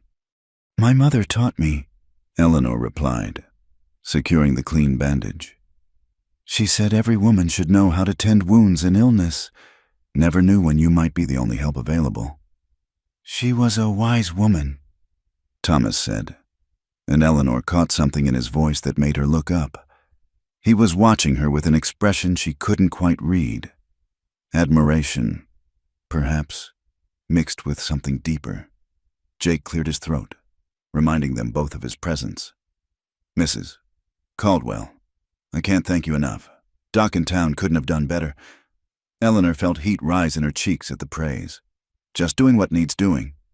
But later, when Jake had returned to the bunkhouse and the boys were occupied with their evening chores, Thomas approached her again. "Eleanor," he said, and the way he spoke her name was different now, softer, more personal. "What you did that night, when those men broke into the house." She paused in her dishwashing. "I protected my family." "That's just it," Thomas said, stepping closer. "When did you start thinking of us as your family? Really thinking of us that way?" Eleanor considered the question seriously. As she did all important matters, "I'm not sure there was a single moment. It happened gradually. I think watching Daniel struggle with his letters and feeling proud when he succeeded, seeing Samuel's face light up when I braided friendship bracelets with him, listening to you talk about your plans for expanding the herd, and realizing I cared about those plans succeeding." She dried her hands on her apron, not quite meeting his eyes. "And that night, when I heard those men breaking in, my first thought wasn't about my own safety. It was about keeping them away from the boys. From you." Thomas was quiet for a long moment. When Eleanor finally looked at him, she saw something in his expression that made her breath catch. "I've been thinking," he said carefully, "about what this marriage was supposed to be, what we agreed to." Eleanor's heart began to race. Was he regretting their arrangement? Had she overstepped by taking such an active role in defending the ranch? "It was supposed to be practical," he continued. "A business arrangement that served both our needs." "Yes," Eleanor said quietly. "But somewhere along the way, it became something else, at least for me." Thomas reached out, his fingers brushing hers where they rested on the dish towel. "Eleanor, I need you to know. You're not Margaret's replacement anymore. You're not a solution to a problem. You're you, and I find myself caring about you in ways I never expected." Eleanor felt tears prick her eyes. "Thomas, I'm not asking for anything you're not ready to give," he said quickly. "I know this isn't what you signed up for, but I needed you to know that what I feel for you, it's not obligation or gratitude. It's something real." Before Eleanor could respond, the sound of running feet echoed through the house, followed by Samuel's voice calling for her. The moment shattered, but the warmth in Thomas's eyes lingered as they turned to deal with whatever crisis the boys had discovered. That night, Eleanor lay awake in Margaret's room, in her room, staring at the ceiling and trying to sort through the tangle of emotions Thomas's words had unleashed. She had entered this marriage expecting nothing but security and a roof over her head. She hadn't expected to find herself genuinely caring for this stern, practical man who was revealing himself to be far more complex than she'd initially believed. More troubling still, she was beginning to suspect that her own feelings had evolved beyond mere gratitude and partnership. When Thomas smiled, those real smiles Daniel had mentioned, she felt something flutter in her chest. When he praised her competence or sought her opinion, she felt valued in a way she'd never experienced. And when he'd stood in the kitchen speaking of caring for her, she'd wanted nothing more than to step into his arms and discover what it might feel like to be truly wanted, not just needed. The realization was both thrilling and terrifying. 3 weeks later, the territorial marshal finally arrived with 2 deputies to investigate the cattle rustling. Marshal William Brady was a weathered man in his 50s who listened to their account with the patient attention of someone who dealt with similar situations before. "Railroad speculation," he confirmed when Thomas finished explaining about the land acquisition attempts. "We've been tracking a group that's been operating across 3 territories. They identify valuable land, then use intimidation and theft to force owners to sell cheap." Eleanor served coffee to the lawmen in the front parlor, noting how Thomas unconsciously positioned himself close to her chair, not possessively, but protectively. "What can be done about it?" Thomas asked. "We've got enough evidence to arrest the men you're holding," Marshal Brady said. "And they're talking, hoping for reduced sentences. Seems there's a main organizer working out of Denver, fellow named Harrison Blackwood, who's been buying up land options for an Eastern Railroad syndicate." Eleanor felt Thomas tense beside her. "Blackwood, I know that name." "Figured you might. He's been making inquiries about your property specifically. Seems to think your land is crucial for the railroad route they want to build." "And if I don't want to sell?" Marshal Brady's smile was grim. "Then they'll keep trying to make you want to sell. This kind of operation doesn't give up easy." The marshal and his deputies stayed for 2 days, taking statements and gathering evidence. During their visit, Eleanor noticed how naturally she and Thomas had fallen into acting as true partners, finishing each other's sentences, making decisions together, presenting a united front to the outside world. On the evening before the lawmen departed, Thomas found Eleanor in the kitchen preparing supper. "Marshal Brady says they'll probably send someone to arrest Blackwood within the month," he reported. "But he warned that we might face more trouble before this is settled." Eleanor nodded, not surprised by the news. "We'll manage whatever comes." "We," Thomas repeated, just as he had that night weeks ago. But this time, his voice held a different quality, not surprise at the concept, but satisfaction with it. "Thomas," Eleanor said, setting down her mixing spoon and turning to face him fully. "That night you spoke about your feelings changing. Mine have changed, too." Thomas went very still. "Changed how?" Eleanor took a breath, gathering her courage. "I came here expecting to trade my services as a housekeeper and teacher for security and shelter. I thought that would be enough. But living here, being part of this family, it's awakened feelings I didn't know I was capable of." She saw hope flicker in his eyes and pressed on before she lost her nerve. "I love Daniel's serious questions and Samuel's boundless enthusiasm. I love the way you listen when I talk about setting up a proper school. I love watching you work with the horses, seeing how gentle you are with them despite your strength." She paused, her voice dropping to nearly a whisper. "And I love the man you've shown yourself to be. Not just the practical rancher who offered me a marriage of convenience, but the father who carries his children's pictures in his pocket, the leader who inspires loyalty in his men, the husband who defends his wife's honor even when he barely knew her." Thomas stepped closer, his hand reaching up to cup her cheek. "Eleanor." "I'm not asking you to forget Margaret," Eleanor said quickly. "I would never ask that. But if there's room in your heart for someone new, someone different, then I'd like the chance to earn a place there." Thomas's answer was to lean down and kiss her, not with the formal politeness of their wedding day, but with the warmth of a man who had found something precious he'd thought lost forever. Eleanor melted into the kiss, her hands finding their way to his shoulders, feeling the solid reality of him under her palms. When they finally broke apart, both breathing hard, Thomas rested his forehead against hers. "There's room," he said simply. "Margaret will always be part of my past, but you're my present, my future, if you'll have me." "I'll have you?" Eleanor whispered. From the hallway came the sound of rapid footsteps, and they sprang apart just as Daniel appeared in the doorway, followed closely by Samuel. "Papa, Miguel says dinner smells so good it could wake the dead," Samuel announced cheerfully, apparently oblivious to the charged atmosphere in the kitchen. Daniel, however, looked between his father and Eleanor with eyes that seemed far too knowing for a 7-year-old. After a moment, a slow smile spread across his face. "You were kissing," he said matter-of-factly. Eleanor felt her cheeks flame, but Thomas just chuckled and ruffled his son's hair. "Indeed we were." "Does that mean you really love each other now?" Samuel asked with the directness of childhood. "Not just married for practical reasons love, but real love?" Eleanor and Thomas exchanged glances, and she saw her own joy reflected in his eyes. "Yes," Thomas said firmly. "Real love." Samuel whooped with delight and launched himself at Eleanor, wrapping his arms around her waist. "I knew it. I told Daniel that Papa's smiles were getting bigger and that you got a special look on your face when you watched him work." Daniel approached more sedately, but Eleanor could see the pleasure in his expression. "I'm glad," he said simply. "Mama would have wanted Papa to be happy again."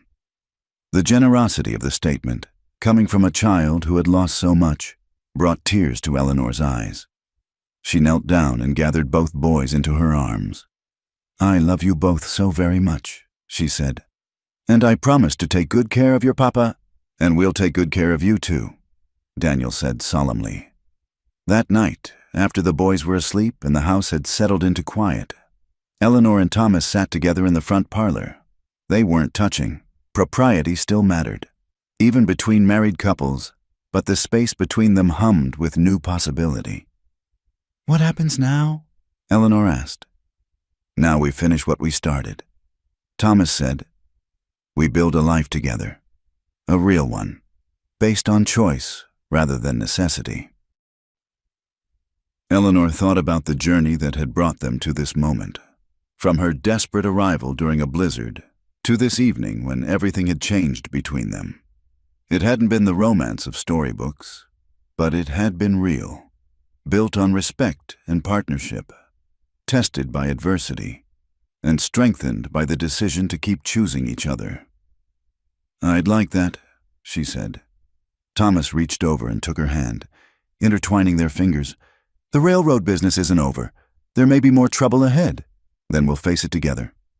"Together," Thomas agreed, bringing her hand to his lips and pressing a gentle kiss to her palm. Outside, the Montana wind howled across the plains, carrying the promise of another storm.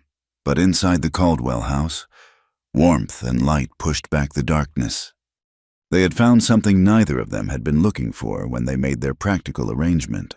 They had found love growing in the space between necessity and choice, taking root in shared purpose and blooming into something that would weather whatever storms lay ahead. It wasn't the beginning Eleanor had dreamed of as a young woman, but it was a beginning nonetheless.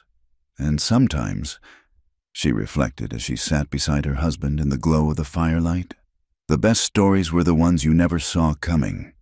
Spring came early to Montana territory that year, arriving with the kind of gentle warmth that made Eleanor believe in new beginnings. The last of the snow had melted from the pastures, revealing green grass that seemed to shimmer with possibility. 6 months had passed since the arrests of Harrison Blackwood and his associates, and the Caldwell Ranch had settled into a rhythm of peace and prosperity that felt almost too good to be true. Eleanor stood at the kitchen window, watching Thomas work with a new colt in the corral while Daniel and Samuel perched on the fence, offering encouragement and advice that the horse ignored with dignified patience. The scene filled her with such contentment that she had to pause in her bread-making to simply absorb it. "Mama, the school children are here," Samuel's voice carried from the front yard, bright with excitement. Eleanor wiped her hands on her apron and hurried to greet her students. The informal school she'd started in the upstairs room had grown from just Daniel and Samuel to 8 children from neighboring ranches, their families grateful for the opportunity to provide proper education without the long journey to town. The morning lessons proceeded with the usual mixture of eager questions and restless squirming. Eleanor found herself thinking, not for the first time, how different her life had become from the uncertain, desperate woman who had arrived at these gates during a blizzard. That woman had been seeking mere survival. This woman, Mrs. Eleanor Caldwell, had found something far richer. At midday, when the children broke for lunch, Eleanor was surprised to see Thomas approaching the house with an expression she couldn't quite read. He'd been spending most of his time in the north pasture, preparing for the spring calving season. "Eleanor," he called, "could I speak with you for a moment?" She followed him to the front porch, noting the way he kept glancing toward the road as if expecting someone. "Is something wrong?" she asked. Before Thomas could answer, the sound of wagon wheels drew their attention. A small convoy was approaching, not the usual ranch traffic, but something more formal. Eleanor recognized Reverend Morrison's buggy in the lead, followed by several wagons carrying what appeared to be half the population of Bitter Creek. "Thomas Caldwell," Eleanor said slowly. "What is going on?" Her husband's serious expression cracked into something that might have been sheepishness.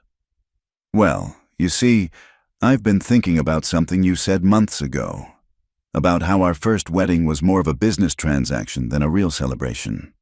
Eleanor's heart began to race as the wagons drew closer and she could make out familiar faces. Mrs. Murphy with a covered basket. The Henderson family, despite their past coolness. Even Jake Morrison dressed in his Sunday best, despite his still-healing shoulder. "Thomas," she began. "I know we're already married," he said quickly. "Legally and binding and all that, but we thought, that maybe it was time to do it properly, with flowers and music and a celebration that matches what we've built together."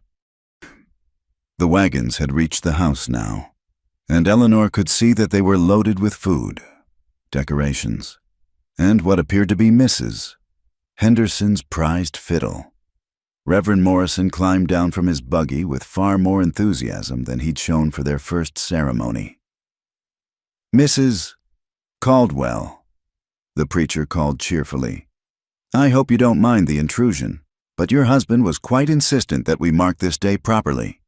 Eleanor looked from Thomas to the gathering crowd, her throat tight with emotion. "This day? Our 6-month anniversary," Thomas said softly, "the day our contract marriage became something real." Samuel came running from the corral, with Daniel following more sedately behind.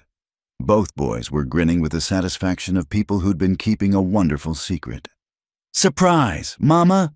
Samuel shouted, launching himself into Eleanor's arms. "Papa planned a real wedding for you." Daniel approached with his characteristic seriousness, but his eyes were bright with pleasure. "We helped," he said proudly. "I picked the flowers, and Samuel helped Papa practice his speech." Eleanor felt tears begin to gather as she looked around at the faces surrounding her, people who had once viewed her with suspicion and distrust, now here to celebrate the love she and Thomas had found together. "I don't know what to say," she whispered. "Say yes," Thomas suggested, his own voice rough with emotion. "Say you'll marry me again, properly this time. Not because you need shelter or because I need a housekeeper, but because we choose each other, because we love each other." Eleanor's answer was to throw her arms around his neck, laughing and crying at the same time. "Yes," she said. "Oh, yes." The next hour passed in a whirlwind of activity. Mrs. Murphy and several other women whisked Eleanor away to help her prepare, while the men set up tables and chairs in the front yard. Someone had even brought wildflowers, early spring blooms that Daniel had carefully gathered from the meadow. "Now this is more like it," Mrs. Murphy declared as she helped Eleanor into her best dress, the same navy wool she'd worn for their first ceremony, but this time adorned with a collar of delicate lace that Mrs. Patterson had contributed. A proper wedding for a proper couple. Eleanor caught a glimpse of herself in the bedroom mirror and was startled by what she saw. The gaunt, desperate woman of 6 months ago had been replaced by someone with color in her cheeks and light in her eyes. She looked like a woman who was loved and knew it. When she emerged from the house, Eleanor found the front yard transformed. Tables groaned under the weight of contributed food. Children ran between the adults with the boundless energy of celebration. And someone had strung lanterns between the trees, even though it was still afternoon. Thomas stood near the makeshift altar that had been set up under the old oak tree, and Eleanor's breath caught at the sight of him. He'd put on his best suit, the same one he'd worn for their first wedding, but everything about him was different. Where he'd been stiff and formal before, now he was relaxed and smiling. Where his eyes had been careful and guarded, now they were warm with the certainty of a man who knew he was marrying the woman he loved. As Eleanor walked toward him, she was vaguely aware of the gathered crowd, of Mrs. Henderson's fiddle playing a sweet melody, of the children's excited whispers, but her attention was focused entirely on Thomas and the way he watched her approach, as if she were the most precious thing in his world. This time, when Reverend Morrison asked if she would take Thomas Caldwell as her husband, Eleanor's "I will" rang out clear and strong, without hesitation or doubt. And when Thomas made his vows, His voice carried across the yard with the confidence of a man speaking absolute truth. "Eleanor," he said, taking her hands in his. "6 months ago, I offered you a practical arrangement. Today, I'm offering you my heart. You've brought laughter back to this house, wisdom to my children, and love to a man who thought he'd never find it again. I promise to cherish you, to stand by you, and to choose you every day for the rest of my life." Eleanor's own vows were simpler but no less heartfelt. "Thomas, you gave me shelter when I had nowhere else to go. But more than that, you gave me a family, a purpose, and a love I never dared to hope for. I promise to be your partner in all things, to love your children as my own, and to help you build a future worthy of the dreams we share." When Reverend Morrison pronounced them husband and wife this time, Thomas's kiss was neither hesitant nor formal. It was the kiss of a man claiming his beloved, and Eleanor responded with the joy of a woman who knew she was truly wanted. The celebration that followed was everything their first wedding had lacked. There was music and dancing, laughter and toasts, children playing games while adults shared stories and food. Eleanor found herself moved to tears repeatedly by Mrs. Henderson's grudging but genuine congratulations, by Jake Morrison's toast to "the finest lady to ever grace this territory," by the sight of Daniel and Samuel teaching the younger children to tie the sailor knots she'd shown them. As the sun began to set, painting the sky in shades of gold and rose, Eleanor found a moment of quiet with Thomas on the front porch. The celebration continued in the yard below them, but they were briefly alone. "Thank you," she said, leaning against his shoulder, "for all of this, for giving me the wedding I never knew I wanted." "Thank you," Thomas replied, his arm tightening around her, "for giving me the family I thought I'd lost forever." They sat in comfortable silence for a moment, watching their friends and neighbors celebrate the love that had grown from practical necessity into something beautiful and enduring. "Do you think Margaret would approve?" Eleanor asked quietly. Thomas considered the question seriously, as he did all important matters. "I think she would be happy that her children have a mother who loves them, that her husband has found joy again, and that this house is filled with laughter. Margaret always believed that love wasn't something finite, that there was always room for more." Eleanor felt a weight she hadn't even realized she was carrying lift from her shoulders. She would never replace Margaret in the boys' memories or in the history of this family, but she had carved out her own place, not as a substitute, but as something new and equally precious. "Papa! Mama!" Samuel's voice carried up from the yard. "Come dance with us." They rejoined the celebration, and Eleanor found herself swept into a lively reel with Thomas while the children clapped and laughed around them. She was breathless and dizzy when the music ended, but she couldn't remember ever feeling so purely happy. As the evening wound down and the guests began to take their leave, Eleanor was touched by the warmth of their farewells. These people had truly accepted her now, not as the desperate stranger who had married Thomas for security, but as Eleanor Caldwell, valued member of their community. When the last wagon had disappeared down the road and the boys had been put to bed, with much excited chatter about the best party ever, Eleanor and Thomas found themselves alone in their kitchen, cleaning up the remnants of their celebration. "So," Thomas said, hanging up the dish towel with exaggerated formality, "Mrs. Caldwell, how was your wedding day?" Eleanor laughed, the sound bright and free. "Much better than the first one, Mr. Caldwell, though I have to say, I'm quite fond of how that one turned out in the end." Thomas stepped closer, his hands finding their way to her waist. "Any regrets about the path that brought us here?" Eleanor thought about it seriously, about the losses that had driven her to his door, about the desperate bargain they'd struck, about all the ways their story could have ended differently. "None," she said firmly. "Every difficult step led me here, to this life, to this family, to you. I wouldn't change any of it." Thomas's smile was answer enough, but he spoke anyway. "Good, because I intend to spend the rest of my life making sure you never have cause to regret choosing us." "Us," Eleanor repeated. tasting the word. It still amazed her how naturally they had become a us, not just her and Thomas, but all four of them together. A family forged not by blood but by choice and commitment and love.